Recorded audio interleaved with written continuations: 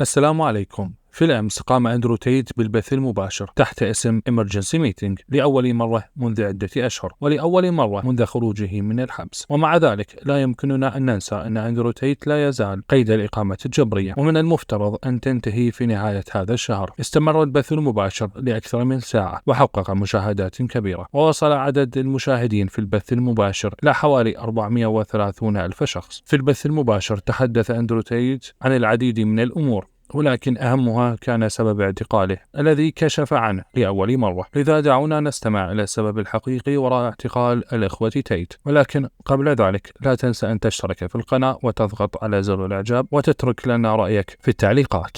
Let's begin with the things everybody wants to talk about. This case, which we can't really discuss. We cannot discuss the case because the case is ongoing. But you have to understand that everything is printed by Lucy and her friends is a lie. Yesterday, we were at DCOT's office and 5 of the charges were removed. Yeah, no matter what the Matrix says, yesterday, when they change the status of your case file, they have to call you to the offices at DCOT. So I was looking at 6 counts of human trafficking. I went there yesterday. I didn't quite understand why I was going there. I didn't know if I was going to go back to jail. I didn't know what they intended to do. And when I left the building, I was facing 1 count of human trafficking. So that's yesterday summed up as a whole. I don't know where the other 5 counts went. I don't know why they were around for so long before they disappeared. 14 months? I don't know. But I do know that I'm now facing 1 count of human trafficking as opposed to 6 counts of human trafficking. And I think it's very important that we explain what we're allowed to explain, exactly what we are accused of. Because there's a lot of confusion about old videos we made, things we said 8 years ago. Does this link into the case somehow? I'm going to tell you what we are accused of, and I'm allowed to talk about this because it was on my arrest documents.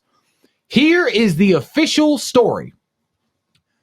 In 2021, 2 years ago, my brother and I formed an organized criminal gang with the intent of moving women to Romania so we could steal money from their TikTok accounts to enrich ourselves. I think it's very important that I tell the world this and come across explaining what we're accused of, because people are asking very normal questions, even fans of mine. Hey, Tristan, you used to run a webcam studio. I no longer run one, but yes, I used to. How is this linked into the case? That has nothing to do with the case. There is no link between what I'm currently being accused of, what I'm currently going through, and any activities I used to do with running webcam studios. Everyone who works for me has sent me letters of encouragement, emails of encouragement. I appreciate them all. I appreciate the love and support, of course. But the narrative is that I formed a criminal gang when my net worth was already over $100 million, when I was already a father to a daughter, nonetheless, when I was already a world famous individual, when I was a retired professional sportsman, when my brother was already the retired 4-time kickboxing champion of the world with no financial motive. We allegedly formed this gang to steal money from TikTok accounts. That is the narrative. That is what I have been arrested for. And this is the first time publicly I could finally clear that up. Yeah, so God is on our side. And you know what? I have faith in the Romanian judicial system. So do I. I have faith in the system. And unfortunately, the reality is in every country in the world, this is not an anti-Romania podcast. It makes it very clear. In every country in the world, innocent people get caught up in the judicial system and they have to prove their innocence. We have been accused, like my brother said, of nothing prior to 2021 or 2022. So all of our old videos, old life had nothing to do with this. They said after 21, we decided to form an organized criminal gang and steal TikTok accounts money. Now, I'll let everyone come to their own conclusions regarding the validity of that and our motivations for that, and if that ever happened. The plausibility of that story. That's your own motivation. Because the investigation is still ongoing. The investigation is still ongoing. However, we will be going to court for that reason. And I have faith in the Romanian judicial system. I want to make something very clear. We do not have a problem with Romania. We do not hate Romania. And neither should you. Romania is a country, And like all countries in the world, they are on a very large chessboard that the Matrix controls, and they are simply pieces which must be moved. Anybody who's smart enough to understand what I'm saying understands what I'm saying. And that if the Matrix decides to attack you, they can attack you in any jurisdiction on Earth. And they will attack you in your home. They will attack you where you live. They will attack you where they think they could paint the best story about you.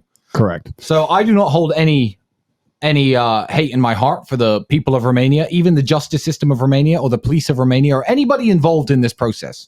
Because I believe, as famous as you are saying the things you are saying, this would have happened if we were in England or France or Germany or Spain or the United States or most countries with a Western agenda. The country of Romania, I'll say, in fact, one of the reasons I love it here so much is because our values align with the people of Romania's. Every person who has come to my house, every single person who was guarding me in jail, every policewoman, every doctor that I have come in contact with has said, we are sorry this is happening to you. And I am not going to be leaving Romania. My daughter is a Romanian. She has Romania written on her passport. This is my country. I have lived here for 7 years. So people who do not understand the situation are very quick to blame Romania, but they're wrong. Do not do that. I might move to Cluj instead of Bucharest. What do you think? I like Cluj. A bit more of a quiet life. I like Cluj too. Cluj is a beautiful city. But yeah. Yeah, so this is not particularly Romania's fault. This is just a result of becoming monumentally successful and telling the truth. And whenever you're the kind of person who tells the truth, the bastions, the gates which are held, which try and prevent the truth from being exposed to the general public, there's going to be some degree of pushback. And unfortunately, that pushback is powerful. It's a very powerful but vocal minority which dislike us. And I want to make that very clear also to the people watching at home. People often say, oh, but what do women think about you? Do you know what? I got maybe 1,000 to 2,000 love letters from women a week in jail. Endless women support us. In fact, I'd say it was about 50-50. 50% of our mail was from men and 50% of our mail was from women. Women support our message fully. Any woman who's not matrix-minded supports us. It's a very vocal minority which is against us, and don't let them psyop you into believing that somehow the whole world hates us, women hate us, garbage. It's not true. The world is waking up. The matrix is breaking. People are understanding they're tired of being lied to. They understand the truth of our message. They understand men are allowed an opinion. Women want men who have an opinion, who take care of them, who protect them, who provide for them. The things we are teaching and the things we are saying are not disliked by the majority. They're disliked by a very powerful and evil minority. And you could simply look at this. I mean, the comments under this video will probably be 100% positive. But watch the video posted by the BBC. Watch the videos posted by Vice before they turn the comment section off. Well, almost 100% of the comments are in defense of us, criticism of the mainstream media. I think last time I checked the BBC interview, it had 82,000 comments. And I couldn't find one that was against us. They can tell you we are bad people again and again and again, but nobody believes them anymore. Nobody believes them anymore, and people know the truth. Good people are here, sitting right here. And that's the problem. That's our fear. That's our remaining fear. And I'll make something very clear because I predict the future like I always have. And I'm in a very precarious and dangerous situation with my brother here because they are using their primary weapon, which is deception and lies, and it continues to fail, which makes me concerned as for what they're going to attempt to try next. All we can do is tell the truth. All we can do is encourage you to tell the truth. We do not encourage anybody to do anything violent or crazy. All we want is for people to have open and honest discourse and tell the truth about our message and stick to the truth of God. That is all we are here to do, and that's all we ask for our supporters as well.